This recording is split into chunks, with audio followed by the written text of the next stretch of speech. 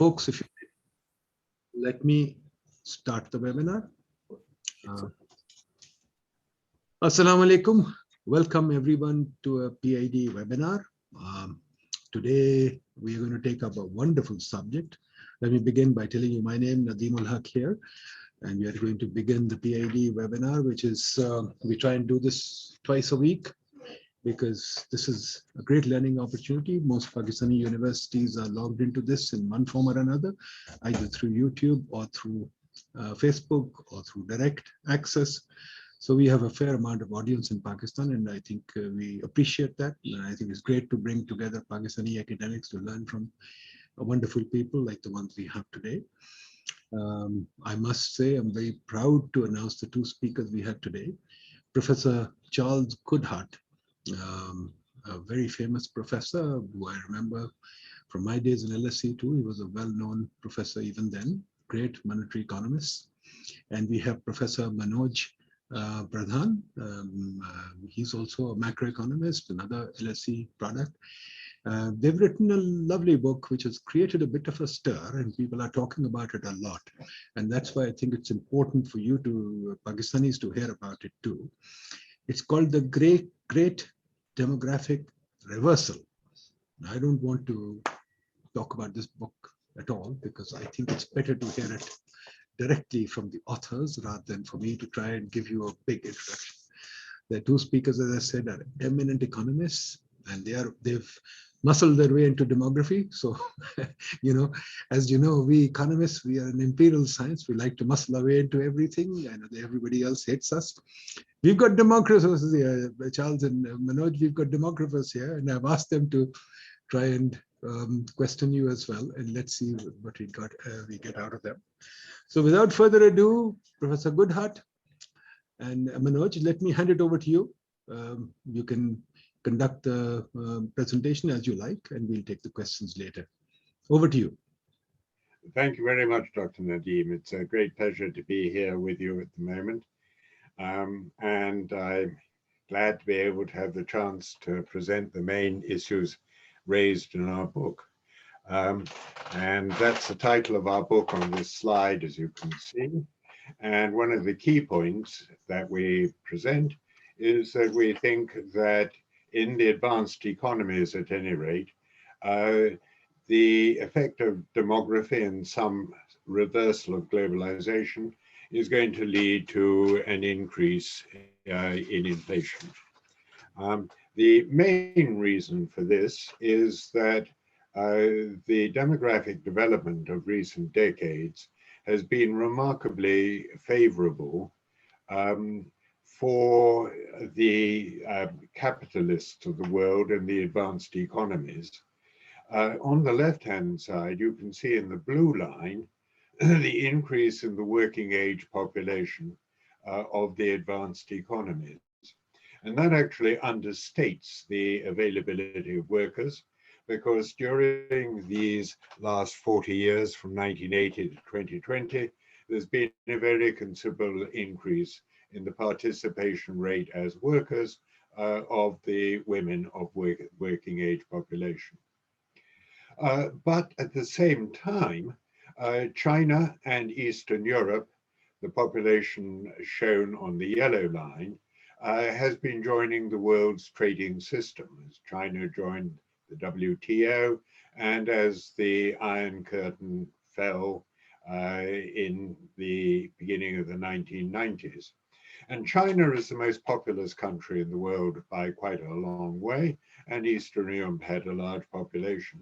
So that you can see that the working age population in these two areas of China and Eastern Europe actually outnumbered the working age of those in the advanced economies. And because they had joined the working age population, it actually meant that those who could shift their production from the high wage economies in the West to the lower wage economies in Eastern Europe and Eastern Asia were able to do so, and did so in a very large, to a very large extent. And on the right-hand side, you can see how the working age population in millions increased in leaps and bounds up to about 2010, and since then has actually been reversed. And the working age population in China, countries in continental Europe, such as Germany, Italy, and Spain, are now actually going down in absolute terms, and the rate of growth of the working age population virtually everywhere in the advanced economies is declining. Now, the ability to shift production from the high wage economies in the West to the lower wage economies in East Asia and Eastern Europe actually led to a sharp improvement in world equality. World inequality had been, in fact, increasing ever since about the end of the 18th century, beginning of the industrial production, which meant, since this was concentrated in Europe and North America, this meant that these countries shot ahead while most of the rest of the world remained effectively in basic agricultural subsistence conditions. With the result that because of the shift of production from the West to the East, there's been a very considerable improvement in world equality, which isn't generally recognized. And this is, I think, emphasized by what I believe to be the most dramatic set of figures in our whole book, showing the relationship between average wages of workers in the US and China. Starting off in 2000 at 35-1, and by the end of our period in about 2018, having gone down to about 5-1 and probably even less now. In other words, a seven-fold shift in relative wages during a space of not more than 20 years. Quite extraordinary, and representing the extraordinary growth of China during this period, perhaps the most important development of the last 30 years. The relative wages in Western Europe and Eastern Europe followed the same general direction, though to a much less extent, with the wages in France having been something like about 4 times that in Poland to begin with, and ending up at about 3 times. And these shifts are still continuing. However, what this actually meant was that there was a huge surge in the availability of labor, an enormous positive supply shock of an extent never ever previously recorded. The only sort of equivalent shocks have been in the other direction, when plagues have devastated a country and labor has been decimated and wages as a result increased. Now, this huge positive labor supply shock and the shift of jobs from high wage to low wage or lower wage economies meant that within countries, inequality increased very sharply. And this is particularly so in the United States. This shows in the share or the increase in wages of men and women. And you can see that the lowest educated, the least skilled workers have in the United States have had no increase in their real wages since the beginning of the 1970s, while the higher skilled and with a lot of human capital, the managerial class, the technical class, have had a huge improvement in their wages. And of course, those with access to capital, when labor becomes so cheap, had huge increases in profitability, equity, housing prices have been rocketing up, and so on and so on. Now, in addition to that, we've had the demographic shift with the decline in the young, because fertility has gone down in virtually all countries, and the vast increase in the number of the old, because life expectancy has been rising really quite dramatically in most countries in middle and upper income levels. And in these countries, as this chart shows, consumption actually goes up when you're old. And being one of the old myself, I can say that this is not so much because we eat more or have fancier clothes, though I suppose we do travel a bit more and have a bit more holidays, but it's actually much more than that because we become incapacitated by various diseases, particularly mental problems such as dementia and Parkinson's, of which medicine has so far done virtually nothing to improve, while at the same time it has undertaken massive improvements in heart disease, cardiovascular, and cancer. Now, this increase in the consumption of the old is largely in the form of medicines, Medicare, medical assistance, the need for care when you become incapacitated, and the pensions provided both by companies and by the state. And these are very expensive. And the effect of these has been to bring about a continuing increase in expenses on health and old age support. This chart is from the Congressional Budget Office this year. And although COVID and the expenditure under COVID led to a further blip in public sector expenditures and debt, it's not really that. That is the long-term problem.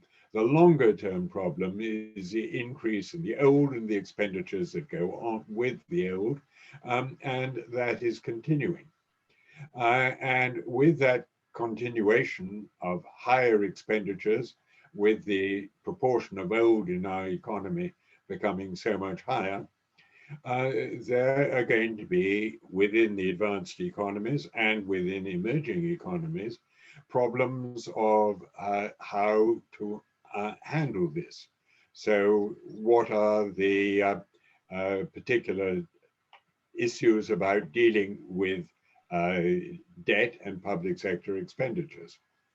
Now, the first point to make is that in the advanced economies, growth is very unlikely. Growth is the nicest way to deal with debt, because if you were growing faster, then a given debt becomes smaller and smaller as a proportion. But the problem here is that the slowing down of the working age population and its actual fall in many economies means that growth is actually likely to go downwards, because growth is a function of the combination of the growth of those who are workers interacting with the increase in productivity that those same workers can introduce. And if the number of workers is actually going down or growing more slowly, then unless you get a productivity miracle, growth actually slows down with it. Now, we do think that productivity per head is going to rise because with the decline in globalization and the tendency to return some of the key manufacturing companies, particularly pharmaceuticals, who can make vaccines, for example, to each to their own country, and with the decline in the growth of the working age population and consequential rise in unit labor costs, the companies are going to have to invest more at home, and that will to try and lower unit labor costs, and this will bring about some increase in productivity. And as Manoj will tell you later, productivity per worker has been growing faster in Japan than in any other country.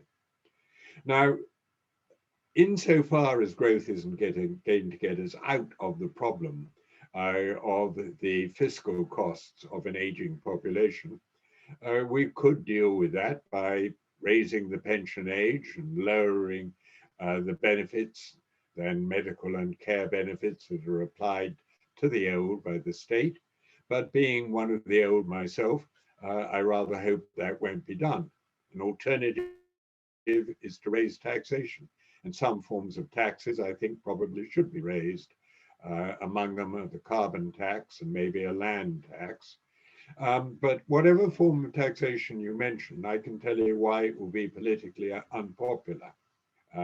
After all, President Macron of France tried to introduce something similar to a carbon tax, And that led to the Gilets jaunes, where people needing their cars in rural areas to get to work uh, objected violently, and he was forced to rescind a large amount of it. Again, you could try and deal with higher inflation by higher interest rates. But particularly if you haven't put the fiscal state right, higher interest rates will make the fiscal conditions even worse, because with such a large debt, a rise in interest rates introduces a larger uh, debt burden, because the running cost of the debt then actually increases quite sharply. And given the very sharp increase in the corporate debt that we have in most of our countries, it might even um, force some of them into bankruptcy. And also, financial asset prices and housing prices have risen so far and so fast with the decline in nominal interest rates that it could produce a financial collapse. So the idea we can deal with this particular problem just by monetary policy and raising interest rates is, I'm afraid, unlikely. Given the political difficulties of tightening the benefits to the old, of raising taxation more generally, and of raising interest rates, we think that inflation, unattractive and disliked by many, particularly the old, it's the one way of reducing the debt burden that doesn't involve the government in actually having to take a proactive step that of itself will be strongly criticized. So governments will go on saying how awful inflation is, but they won't take the steps to deal with it. What's more, as you have probably seen with the fires in Greece and the floods in Germany and I believe in India, the focus on the environment is going to increase really quite dramatically. And that is going to involve, at any rate in the next few decades, a great deal of necessary further infrastructure in demand and expenditure and government expenditure and higher costs for fuel. And that too will be inflationary. So I'm now going to turn over to Manoj to answer the questions of why didn't it happen in Japan? Why haven't we already have inflation in Japan? And how will the pandemic impact our thesis? So Manoj, over to you. Thank you very much, Charles. Before I begin, Dr. Nadeem and the Institute, I wanted to thank you for a chance to present our thesis to you. My roommate for many years at university was from Multan. Next time we have one of these, I'll try and use that as an excuse, not only to come to your lovely country, but to go and visit his family there as well. So thank you for having us. I have three things on my agenda that I want to think about. The first one coming to a bridge between near-term developments and the thesis we have on our books is going to be one about the Phillips curve. The second one is going to be about this really incredibly interesting debate that is going on about where the neutral rate of interest will go and what that means for monetary policy. And the final one, as Charles said, is the main objection to our thesis, if you will, or the main counter argument that is put forward by many people is that if this thesis is as persuasive, and every time I hear Charles, I always think he puts it together so nicely that it's difficult to think that it could be dramatically wrong. But if that is right, why didn't it happen in Japan, which has been at the forefront and the leader in demography and in aging for some time? So let me walk you through the first part of that. Most people argue that the Phillips curve is dead, or at least not going to be showing up for a very long period of time, and that the Federal Reserve and other central banks around the advanced economies have flattened it. We argue on the basis of our thesis that it is actually China that has put the Phillips curve in a coma. So if you look at what the Phillips curve is, it's a very simple relationship between the unemployment rate and inflation. Some regard it also sometimes as a relationship between the output gap and inflation, which is that as things become tight in the economy, as resources become more heavily competed for, inflation tends to go up. But if you look on the left-hand side, this is a chart from the St. Louis Fed from Hooper et al. And this shows you the coefficient in the regression of the unemployment rate on inflation. And it's showing you that that coefficient is becoming less and less negative. That means a tighter and tighter labor market is producing less and less inflation as we go along until we come to around the 2000s. And then the effect of a tight labor market on inflation is virtually non-existent. So it's no surprise that in 2019, the Federal Reserve downgraded the Phillips curve and other forecasts of inflation, and they wanted to actually see inflation materialize. But if you look at it in a global sense, what you see is that the Phillips curve model that is deployed in the advanced economies and even in the US is not thought about adequately enough in a global sense. The chart on the right-hand side is a chart from the Bank of England's chief economist, and he had a speech called Inflation, a Tiger by Its Tail, in which Haldane argued that much of the disinflation that you see in the global economy over the last few decades, and you can see those averages coming lower and lower every decade, can be attributed to China, which is exactly the argument we make in our book. And he very kindly attributes some of the points that he makes to our book as well. Now, if that is the case, then the tightening of the labor market and the falling of inflation in the United States are not being driven solely by developments happening in the US.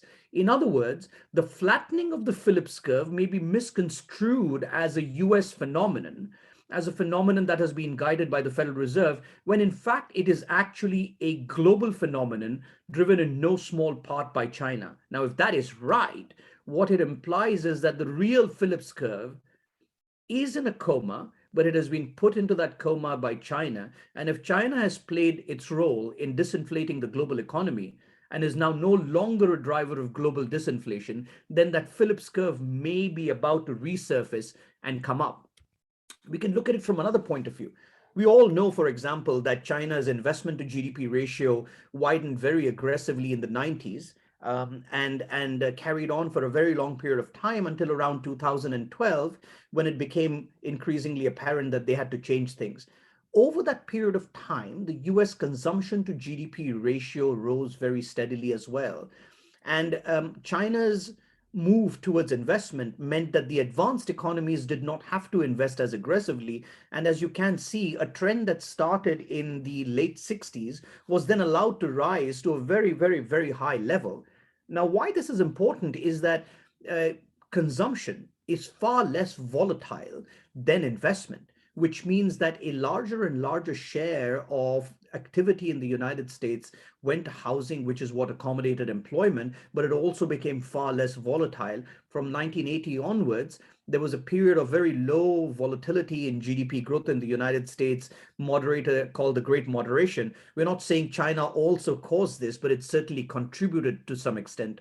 The bottom line being that greater volatility in GDP growth and a higher level of inflation is something that we should not discount, because the way we have looked at the Phillips curve in the past has changed. The other interesting part of this story is that the divide that we have seen in the last year, this is changing now, between the two key forecasting models of inflation have been completely in different directions. So last year, we saw monetary growth in the advanced economies move up to levels that some countries had never seen before, and certainly not for the last 30 or 40 years. On the left-hand side, you see that US monetary growth had reached about 15% in M2, while the output gap is negative.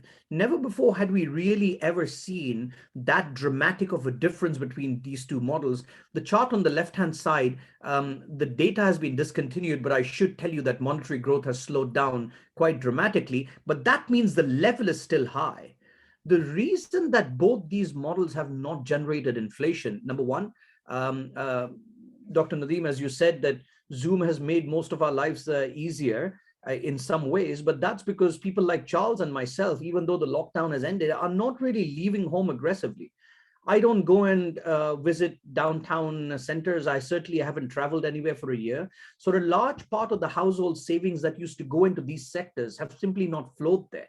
And so the velocity of money in the advanced economies has collapsed very sharply, and savings in the advanced economies have gone up. Over a period of time, these will normalize. And at that point in time, the effects of cyclical behavior on inflation will start to show up, where both money growth and the Phillips curve will point in the same direction.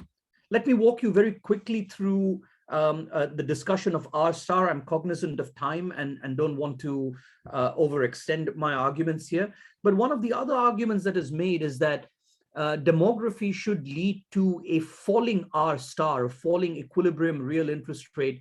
As growth slows down, so too should real interest rates. I want to point out that this is a specification that comes from two things. Number one, it comes from the experience of Japan, which I will talk about. It also comes, I should say three things. It also comes from our experience in cyclical slowdowns. In a business cycle, when growth slows down, interest rates tend to come down. But that is generally because in an interest rate, you can look at things two ways. Either you've got a negative output gap, and that means the demand for money falls down very much, or you can look at it from a savings investment perspective, where the amplitude of investment is much higher than the amplitude of savings, and investment tends to collapse in recessions, and that brings down the demand for money much, much more sharply. But also, if you look on the left-hand side, the most well-known model of R star in the world is probably the Laubach and Williams model.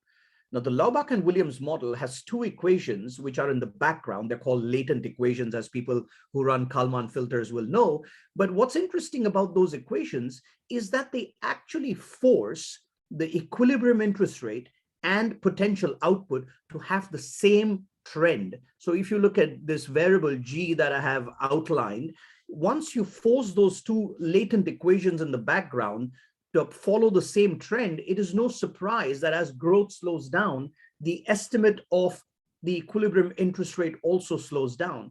But this is not borne out in history.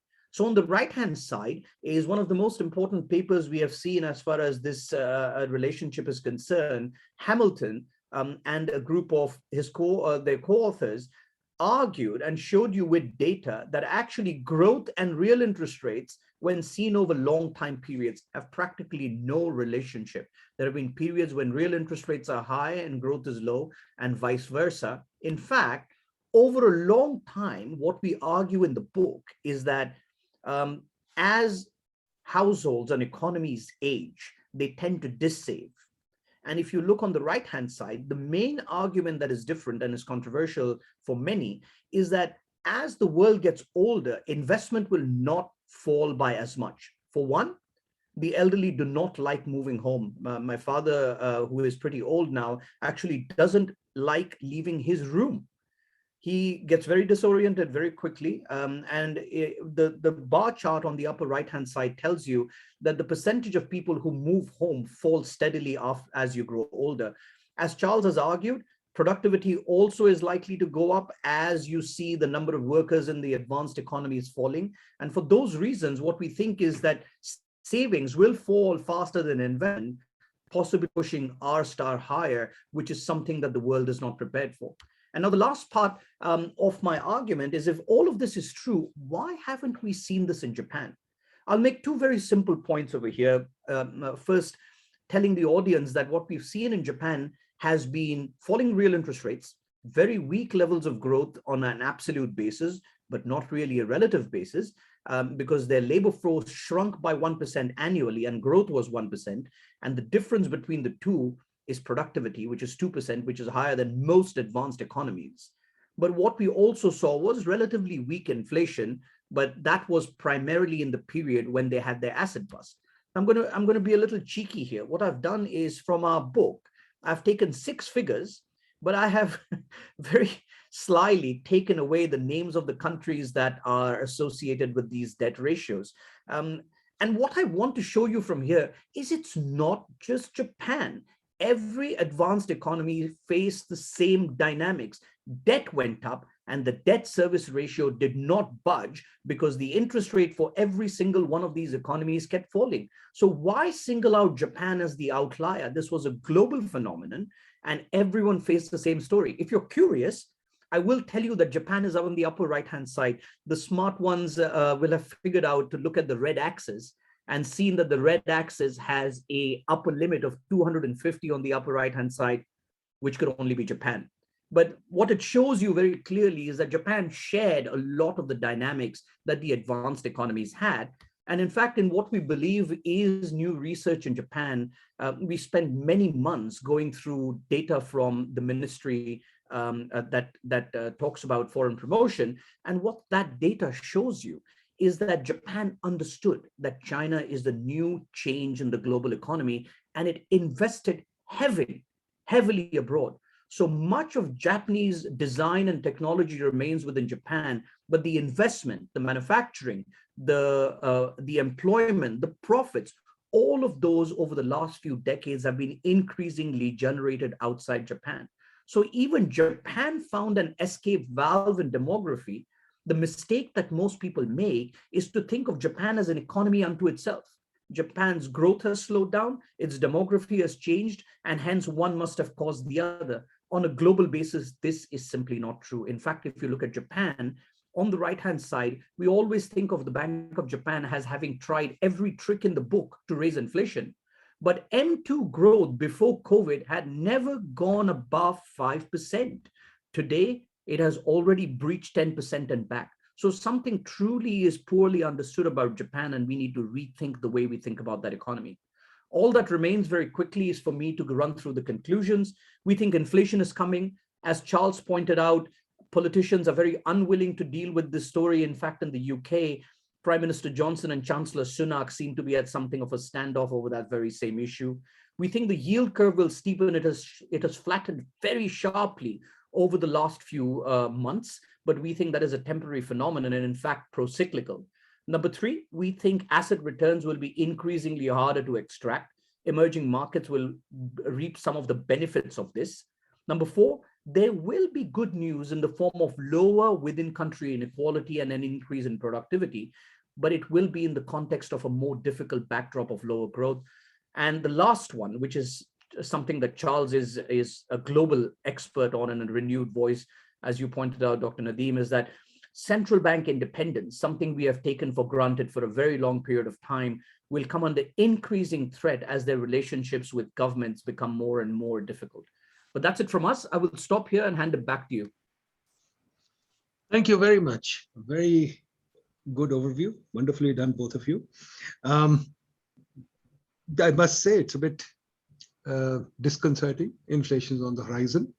Especially countries like ours have to watch out because we will go march ahead of the inflation in the world because we always have 4 or 5 percentage points above the rest of the advanced countries. But there are two questions that I'd like to raise before we throw it open to the floor. One is, I didn't see you talk about technology. There's a big discussion out there that technology is also helping increase productivity. But also on the other side, the fourth industrial revolution, as people have forecasted, may also affect employment prospects, and we need to retool and reskill ourselves for fixing employment. And as well, there are those pessimists who say that there will be a very negative employment shock, but also there will be a big productivity shock. So how important is that to your disinflation story, as well as the flattening of the Phillips? Maybe the Phillips curve will in fact go positive instead of negative. So how would both of you react to the technology story? Dr. Nadeem, neither of us are really expert in technology. What we would say is those who are expert in this field are very divided. As you probably, as I'm sure you know, Bob Gordon has argued that all the easy, low-hanging fruit, the easy technological inventions, electricity and so on, have already been made, and that it will be harder and harder to provide technological advances that will improve growth. On the other hand, others, many others like Bernjolsen, argue that artificial intelligence, AI and digitalization and all of that will speed up technological growth. And the answer is we don't know. It's not our field of expertise, but all we would say is those who are expert in this field are divided in their view about whether the effect of technological innovation will accelerate or will decelerate. So we are agnostic. Okay. I'll make two or three very quick points if you don't mind. The first thing is a point that actually Charles makes very well, much better than I do, which is that we don't think what the market has looked at is the effect or the ineffectiveness of technology of looking after the elderly. That is something that is going to take on an increasing amount of labor. As Charles had alluded in his earlier statements, the data that we get from the UN population statistics dramatically understate the shortage of labor that we're going to see, because a large part of that population, an increasing part, I should say, is going to look after the elderly. And we don't think robots can do this job. In fact, Charles has a wonderful line. And I sympathize a lot with that. And after having cared for my father over these last few years, is that what the elderly and the ailing need is empathy. And as he says, robots have a empathy quotient of 0. So what we want technology to destroy the low productivity jobs in other parts of the economy, pushing paper, giving printed receipts, because we need those people. They will be increasingly needed to look after the elderly. The second point I'll make is that look at developing countries. I don't know the country very well. I apologize, but I presume that Pakistan has a lot of advantages when it comes to technology. In the past, if you wanted new capital to enter the country, you would have to pay a handsome price in terms of an expected return to import capital equipment from multinationals, and that is always very difficult. But tech is an idea. There are incredibly smart people in Pakistan who can design an app, and what we call disruptive technologies in the West, because the capital over here is at risk, then become constructive technologies in the emerging markets, and that fosters a faster period of growth. So I think there are places in which technology will be disruptive. I haven't been to a travel agent for the last 15 years. I think I don't expect to go to one again, but there are parts of the economy that simply cannot be dealt with without having manpower, and that is dramatically underestimated. Thank you. But another question that I think probably important to ask. In your discussion, you left out the rest of us. India, Africa, ourselves. There's roughly about 3 to 4 billion population there. And if we get our act together, we could be the next China. We could kind of drive the Western economies and give the same kind of benefits as happened through China. Do you see that as a possibility, or is that something we should think about? Let me take this one first. Charles, please do jump in if you've got anything. We've actually got a chapter on this, and we do address this to a large extent. Our view is that the countries that you mentioned are all going to do extremely well. They will have the advantage of having cheap labor and low dependency ratios for the next 20 or 30 years. They will provide an alternative. There's no surprise that places like the Japanese vision funds are looking for investment in these countries because they understand that's where the growth is going to come from. However, the difficult part is the other part of the statement that you made, which is that they will amount to a China. We think that there are two ways to look at this. Number one is that we probably need 3 Chinas. We don't need one. China happened at a time when the world was very happy about globalization, when the American consumer was increasingly happy to allow production to happen in China and then get shipped over here. We're not in that kind of world anymore. The world faces a huge demographic headwind. With globalization in retreat, we will need 3 massive economies at the very least to disrupt that story, and we don't think that's happening. The reason it's not happening, we think, primarily is because of administrative capital. So there are ways you can try and circumvent the labor shortage in the advanced economies. You could import labor. So India, Pakistan, Africa have tons of surplus labor. Maybe that could be imported. But I think we'll all agree that the political climate around immigration is unlikely to change anytime soon. So we will have to pretty much rule out that option. The second version is for capital to flow or ideas to flow into the emerging economies which have a surplus of labor. And yes, we do think that is going to happen, but there are limits to it. Take Africa, for example, right? Africa's total population is around exactly the same as India's, but Africa has 50 countries, which means you will need coordination of 50 nation states to come up with a coherent strategy that China had. And we think even within places like India and Pakistan, the arguments between the central and state governments create the kind of frictions that China was simply able to roll over. And predominantly, I think what differs from here, therefore, is that China's ability to roll out technology because of their system of guilds and the system of connectivity that they have maintained over the last few decades was much higher with the help of a central administration, which did not let anything stand in its way. That's what prevents collectively all these countries from becoming three Chinas. If they did, we'd be absolutely thrilled because it would change the complete nature of the global landscape, and that would be a wonderful thing. Mm-hmm. Mm-hmm. Charles? Well, my theory of growth is very simple. It depends on good governance and education. And the question of whether India, Pakistan, Bangladesh, Africa can take advantage of their demographic dividend to grow much faster depends on whether the government becomes even more effective and the educational standards of the people rise. If that happens, then I think that you will take advantage of your demographic dividend and grow very fast. If it doesn't, you've lost a great opportunity. Mm-hmm. Mm-hmm. Do you feel that this globalization story that we are kind of seeing headwinds running against, as you said, that globalization story is likely to reverse when we see sort of inflation picking up, growth slowing down, and countries beginning to feel problems like Japan, for example, the US and Europe begin to feel more problems like Japan.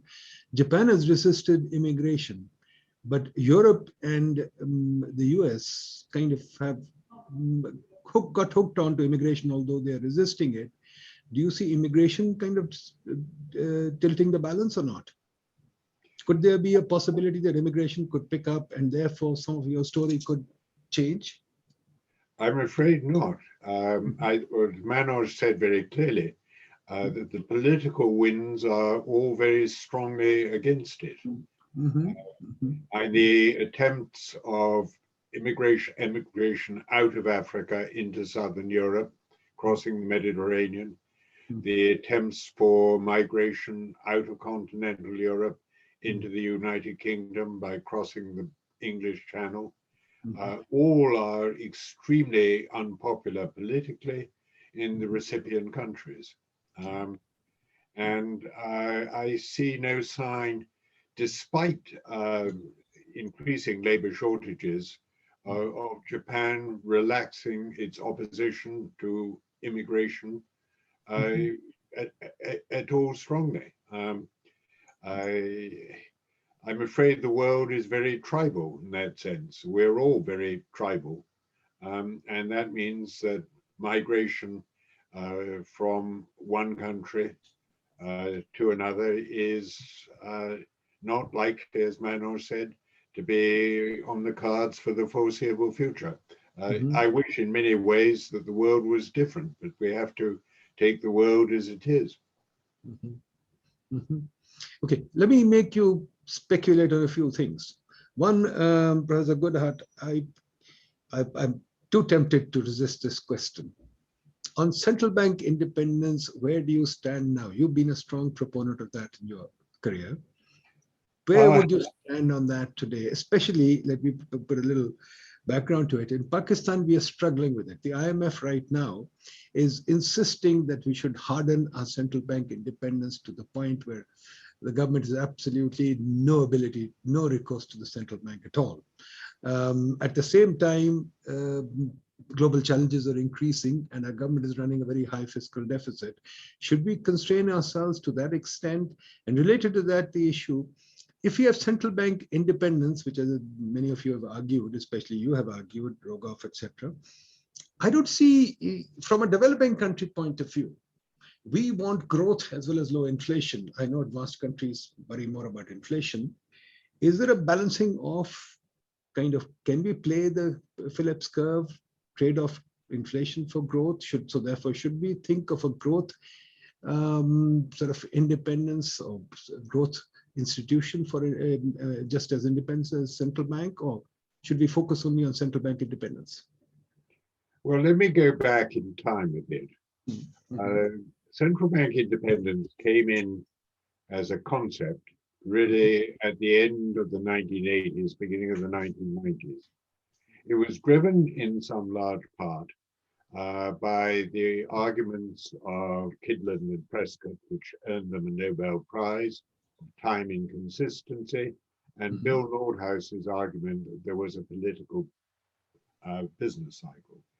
Both of those indicated that because of politics, that the government would be unwilling to raise interest rates when it should, at times when that would be inconvenient, in particular in advance of elections.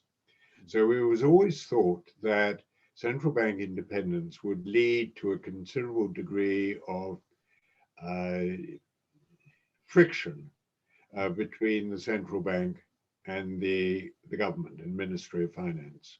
In practice, it's turned out completely different because the decades since central bank independence came about were ones of, as I said at the very beginning, of continuously declining nominal and real interest rates. So that central bankers over this period have been the best friends of ministers of finance.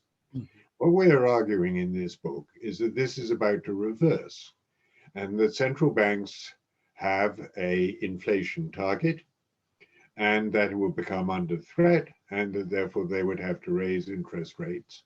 But that would raise the debt service ratios, would reduce financial asset prices, would make the government unpopular.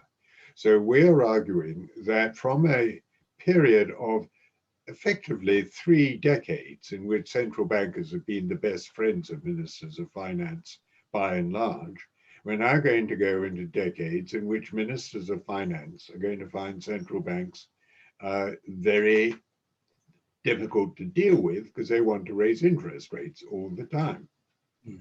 Now, given the fact that the governments always are more powerful than central bankers, you know, as someone said, how many divisions does the Pope have? You know, in terms of sheer political power, the government always outranks the central bank.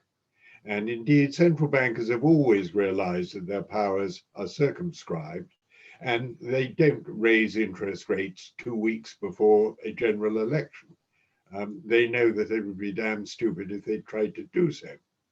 Now, as we move into a period in which the incentives of central banks and ministers of finance shift from being together to shift to being very much in opposition, we think that it is likely that that tension will lead to the government effectively trying to reduce the independent power of the central bank. After all, most central bank independence is introduced by legislation, and what one legislature can do, another one can undo. And the governor of a central bank is usually appointed by the government. The government can appoint the central bank that it wants. Under those circumstances, I think that the tensions, which have already been evident in a number of countries, countries such as Turkey, if I may say so, India even, and a number of Latin American countries, and Hungary, are going to become more general. So I think it will be much harder to maintain the degree of central bank independence we've had for the last 30 years over the next 20 years. How far central bank independence will remain, I think, has yet to be seen. The one real exception is the ECB, which is established by treaty. And it would be very difficult for the countries involved in the European Union as a whole to undo that treaty, which has to be done by unanimity. It would only take one major country to veto it. Let me make 3 quick points here. Please. The first one is, I think, let's take a look a little bit at history. One of the points I made is that China may have flattened the Phillips curve. If that is the case, then we can also argue, and actually we do in our book, that central banks have played a role in disinflation over the last few decades, but they probably have taken too much of the credit for themselves. If that is true, then the IMF might be overstating the role of central bank independence in reducing inflation expectations and the impact that inflation expectations have on actual inflation. Both Charles and I, we completely agree that inflation expectations are far more backward looking. In fact, that's an exercise that Charles and I are working on right now to try and work through it. Then they are something that quells future inflation. So we need to look at that context a little bit more closely in the structural sense. Second point, the inflation growth mix in emerging markets is very different. If you have the best thing going for emerging markets is that they are incredibly inefficient.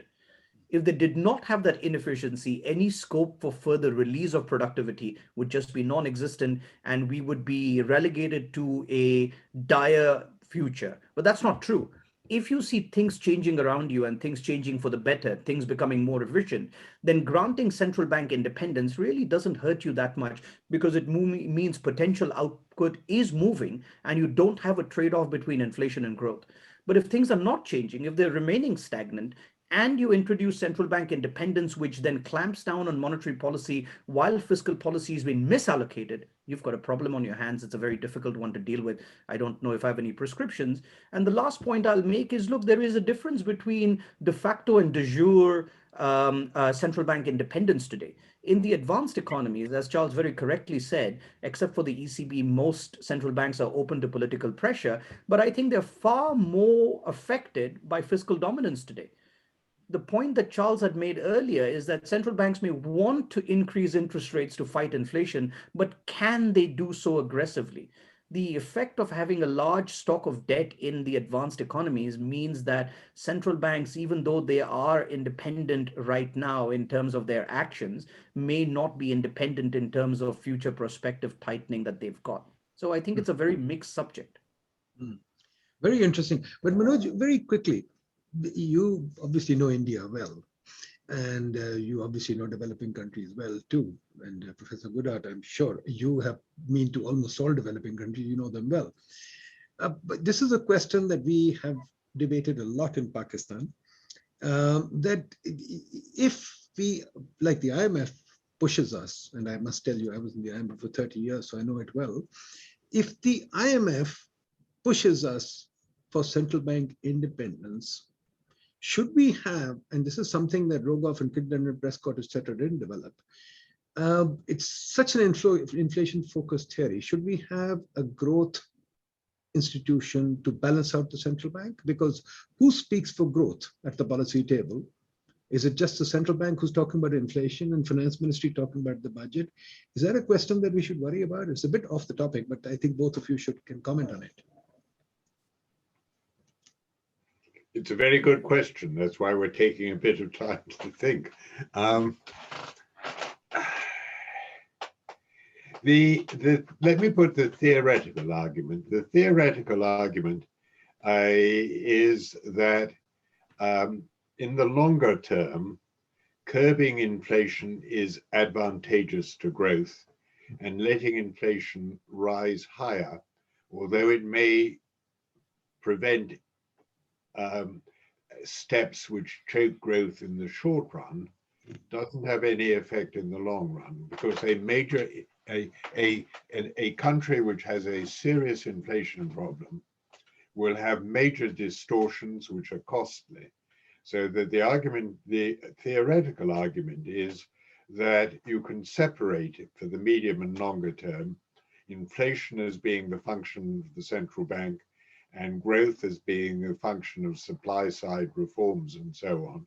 And there is no longer term conflict. The problem, of course, is that the long run is always a combination of short runs. And in the short run, it can hurt growth to undertake restrictive actions.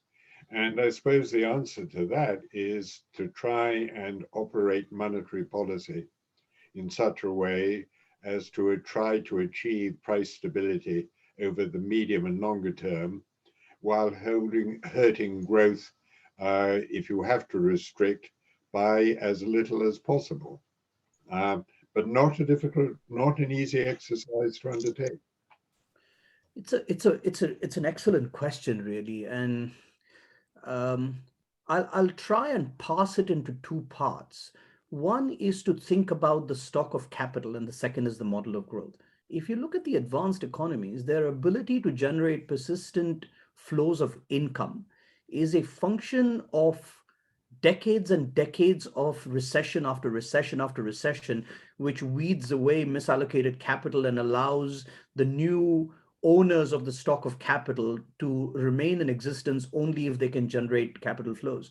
In emerging markets, where the capital stock is effectively rising from almost zero and catching up in a hopefully a linear fashion, we've got a chance to either allocate capital or misallocate capital. So if you manage to get the sequencing right, it's not true that a prescient administration always gets it right, as we know from China. Right? China aggressively pushed capital accumulation, but it didn't necessarily get it right everywhere, and steel capacity had to be destroyed. So it's a very difficult challenge, I think, to have that policy-led accumulation of capital to coincide with periods of low costs of capital. I think it's a very difficult one.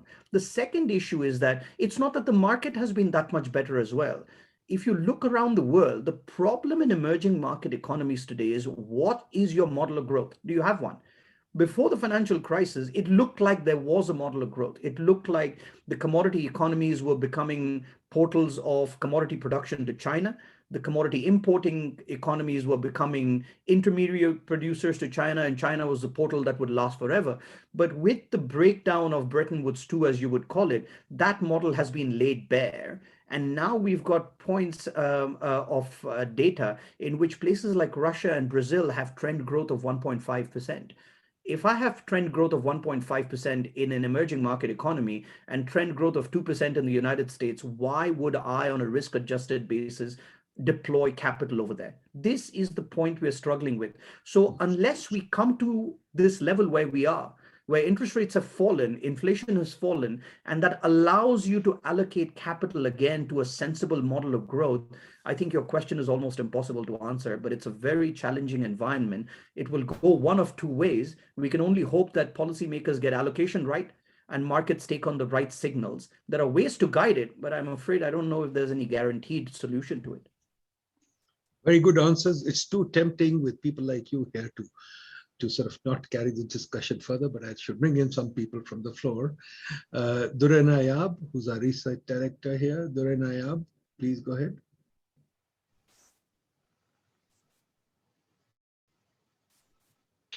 Thank you. Being a demographer, I love your book. It has a demography is destiny kind of feel to it. Mm-hmm.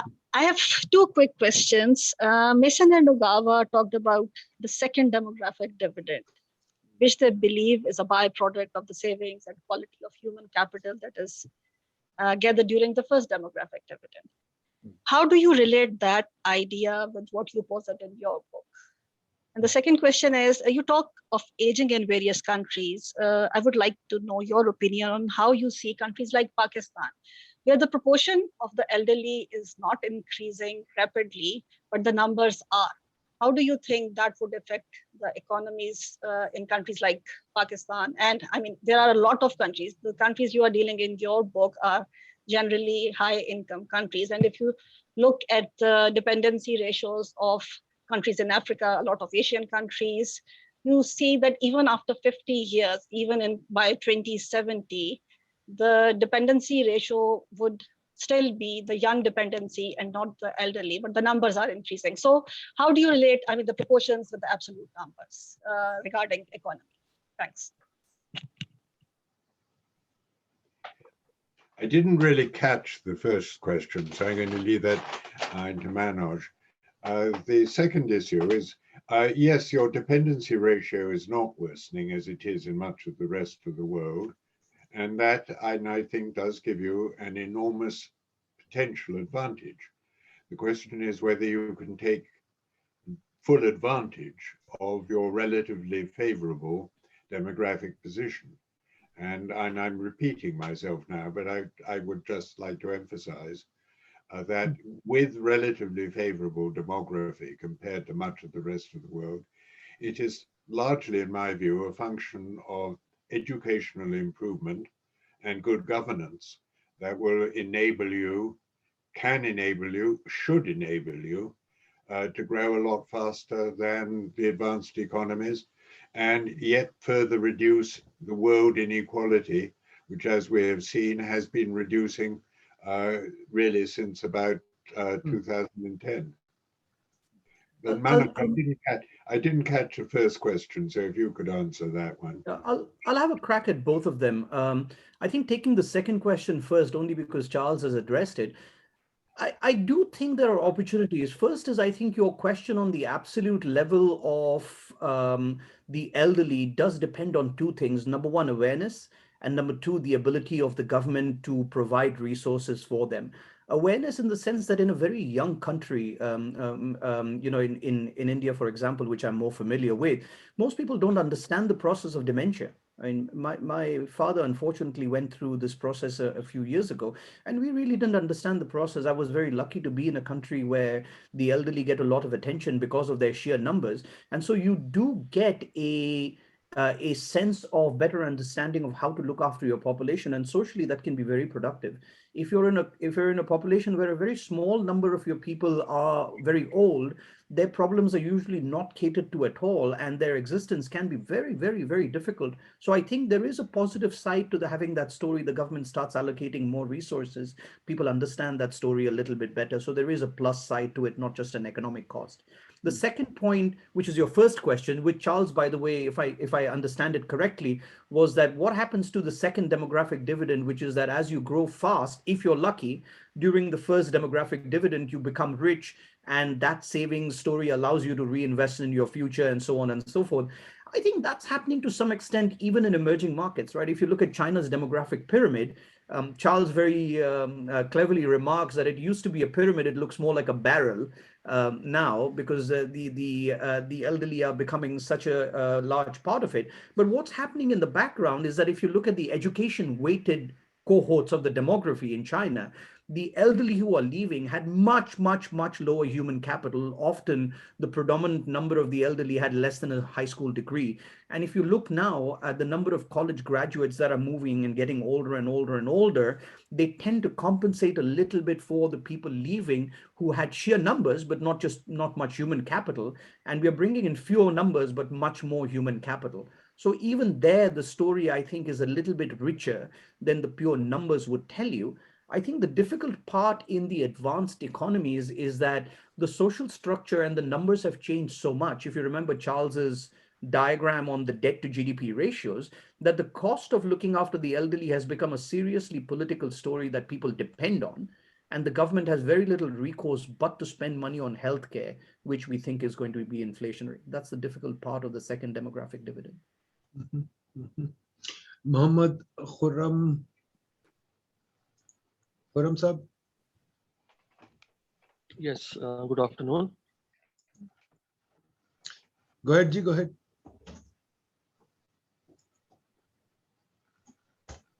You're back on mute, Mr. Khurram. Khurram Sab, unmute kare. Hello, can you unmute? Unmute. Okay, I'm okay.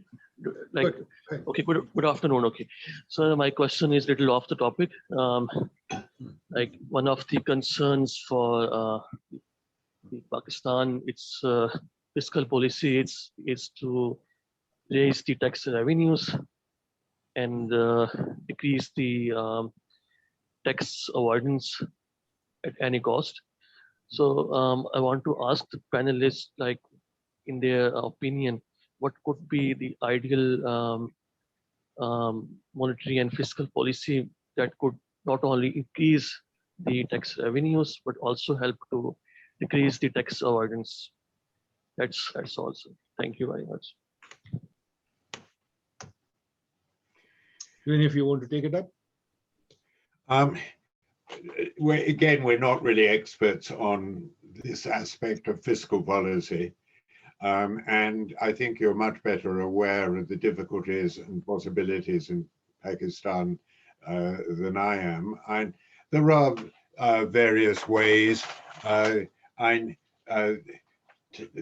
The taxing sales and PA, taxing PAYE is, and there are certainly difficulties in dealing with tax avoidance and tax evasion. One simple exercise is to ensure that the tax inspectorate is reasonably well funded, so that they have the capacity and ability to deal with tax evasion and tax avoidance. But there is a whole literature with which I am not familiar about the best way of raising tax revenue in developing countries. It's not a field in which I feel particularly expert. Manoj, are you better placed than I am? I might just have a few more data points. I shudder to think I could call myself an expert in this field at all.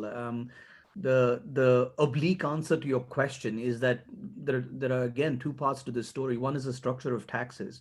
If you look at someone like Brazil, they've just gone about 2 years ago through a very difficult period of fiscal reform, which was supposed to yield rich dividends, but it hasn't. They used to have a vibrant VAT mechanism. And through infighting between the central and state administrations, they lost that. And their ability to reinstate that has been a problem. So if you have a structure that lends itself to tax avoidance because it doesn't tax, as Charles said, pay as you earn, or goods at the point of sale, then I think you've got a very difficult task ahead of it. The second one is that sometimes you inadvertently get benefits out of things that don't work. But one thing that has worked in emerging market economies is digitization. So if you've got a growing footprint of digital bank accounts at the individual and the corporate level, and the central bank starts taking more of an active role at points of financing, then you start seeing far better results in terms of tax avoidance. But usually the biggest problem I would guess in places like Pakistan is that the asset ownership is a very, very, very difficult and obscure and opaque issue. And so the transfer of ownership of assets, particularly property, tends to come with a lot of tax avoidance schemes, paying in cash and so on and so forth. Those are typically the ones that have to be dealt with. And I think that the only thing you can do is get your paperwork in order, digitize all those transactions, but it's all easier said than done. Probably takes a very long period of time to get it in order. I wish we had a better answer. One of the issues about digitization, particularly central bank CBDC, is the issue of privacy. Because yes, it's a great deal easier to deal with various forms of tax evasion, money laundering, and so on, if all transactions, the counterparties are known to the authorities. But on the other hand, it means that the state then knows more or less everything about you, and raises the question of what is left for privacy. And that is something of which, on the issue of central bank digital currency, is still being very concerned. There are a lot of concerns about privacy issues. And the digitization, certainly in the advanced economies, is not regarded as something which is going to replace cash. It is going to go alongside cash rather than Unknown caller. Okay, can I just quickly pose another question? Taking off from this issue of demographic determinism, I think something that comes out of book again, that your book again, that kind of I'm having a hard time framing it. If you're thinking of a world where, as you point out, that yes, aging of population is taking place and all these effects that you talk about, even the younger countries are gradually aging. For example, Sri Lanka has aged, some of the African countries are aging. So if there's going to be a kind of convergence to demography, in the sense that all countries start aging at the same time, and we have all these effects. Right now, the way we've been working on is different demographies have driven the global economy. Now, if you're converging in a certain sense to an old age economy, and with this rising inflation that you talk about, what do you see as the needs for global governance changes and even domestic policy changes? Because we've been heading towards welfare economies. Now people are even talking about what is this, the basic income story. Do you see any changes being driven in terms of globalization, global governance, even domestic economy? Is there anything that we should be looking at going forward? I don't know whether I framed it well or not. I'm just thinking along as I go. Alas, I think the answer is no. Let me give you one very clear example. The COVID pandemic, there is a need to vaccinate those who are most vulnerable. And yet each country that I know of, particularly among the advanced economies, has given priority to vaccinate more and more of its population rather than sending vaccines to the lower income countries like Pakistan. And when it comes to any form of serious crisis, the government in any country is primarily concerned with its own people and its own popularity amongst its own people, and much less so the world at large. Let us take one of the great crises facing the world now, which is climate change. The way that we ought to deal with climate change is through a large-scale transfer of income to the emerging economies, who are not responsible, after all, for most of the greenhouse gases, in order for them to be able to shut down their carbon and other gas production without reducing their growth rate. And yet, although I think there is going to be a general agreement that the need to deal with climate change is very high on the agenda, my expectation that there will be significantly large transfers of income from the high income countries to the low income countries, such as India and Pakistan, to enable them to cut down on their carbon production, is very close to almost nil. And if you can't do it for climate change, you're not going to be able to do it for anything much else, because climate change is likely to be one of the great issues over the next decades. So my answer to you is, I'm afraid the evidence is that we need to be pessimistic about this. There are a couple of very, very small areas in which the benefits are palpable. And I think over there, perhaps we can have a little bit. If you looked at President Biden's corporate taxation plan, that generates revenue for the advanced economies away from places like Panama and other tax havens that the advanced economies has often argued against. And if that's a win-win from the advanced economy point of view, then I think cooperation is easier. But like Charles said, even when it came to President Macron, a tax which made sense in an economic, social, environmental sense, as soon as it created a disturbance for the income stream of local citizens, created a huge political issue against which he had to back down. One of the other things to keep in mind is, the ability of even places like Russia, where the administration has such a strong hand to push through politically unpopular governance changes locally is hard.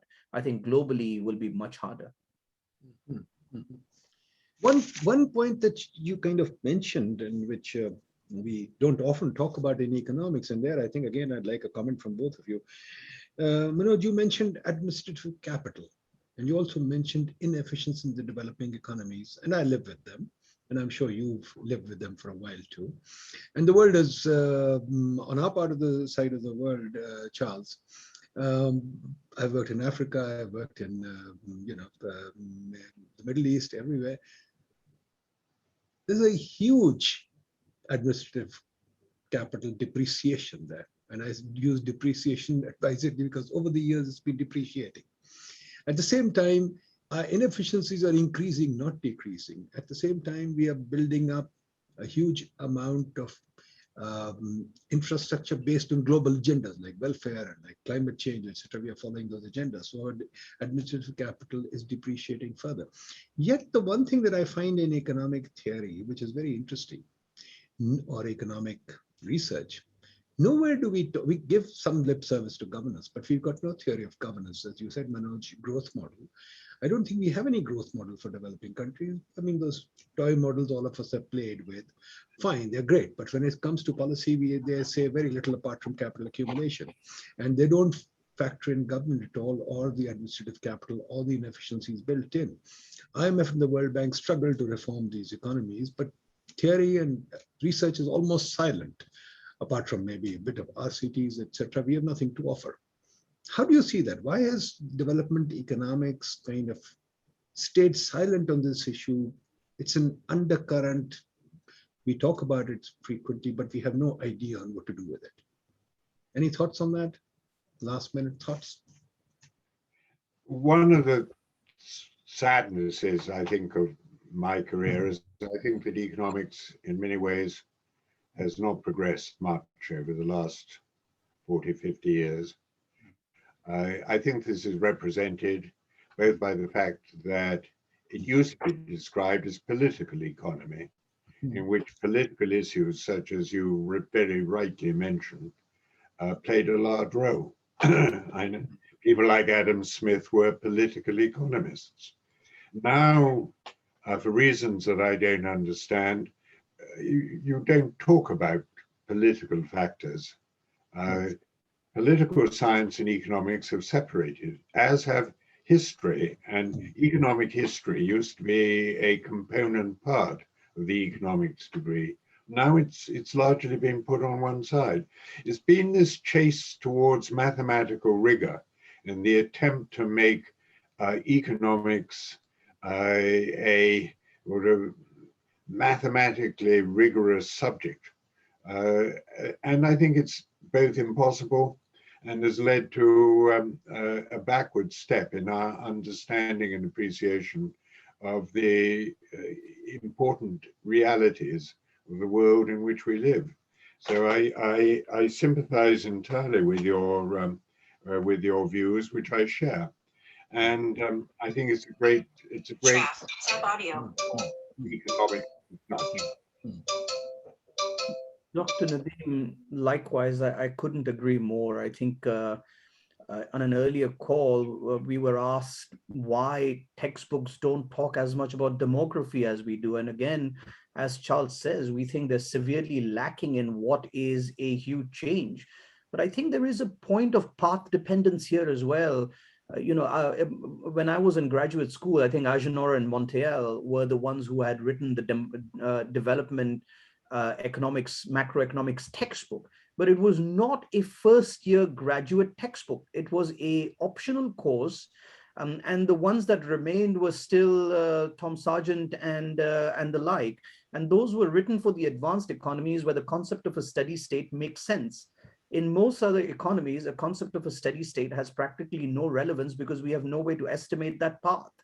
And so there, I think the particular importance is very big. A second is, I think, the difference between advanced and emerging market economies is that institutions are very strong in the advanced economies and individuals are much stronger in the emerging market economies.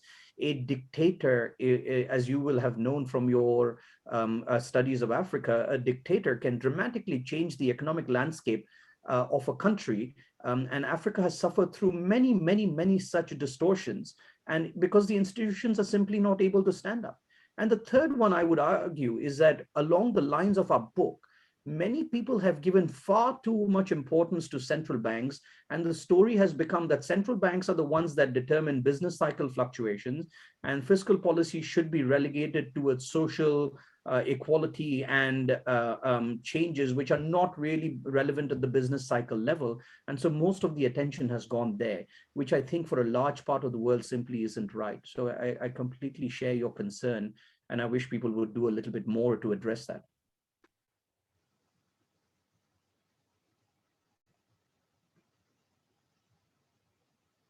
Thank you very much, Professor Goodhart. Thank you, Manoj. You made my day. Especially seeing you, Professor Goodhart. I've read so much about you. I remember you from the old days when I was a young student at LSE. I still claim I'm young, but unfortunately, life catches you up with you. But it's been great. It's been wonderful. It's been very educational, and I'm sure lots of Pakistanis will gain from it. Thank you for taking us well beyond standard economics and helping us understand the importance of demography, population, and raising for us these important issues on how the business cycle might change, how the global economy might change. And I must confess, after reading your book, I'm very fearful about inflation here, because, as I said, we'll remain at least 4 or 5 percentage points ahead of the Western economies. And we may even escape, as you say, the inflation is a process that's likely to escape your control. So we always worry about inflation catching on. It can be extremely destabilizing for us. Thank you very much. We will hopefully you will make yourself again from time to time to help us understand the world economy. Thank you, both of you. It's been a great pleasure listening to you. It's been a great pleasure to be able to talk with you. And your questions have been very penetrating. Dr. Nadeem, likewise, I mean, it's been a really, really interesting discussion. I haven't seen time fly by that quickly in a long time. So thank you. Thank you very much, folks. All the best. Khuda Hafiz.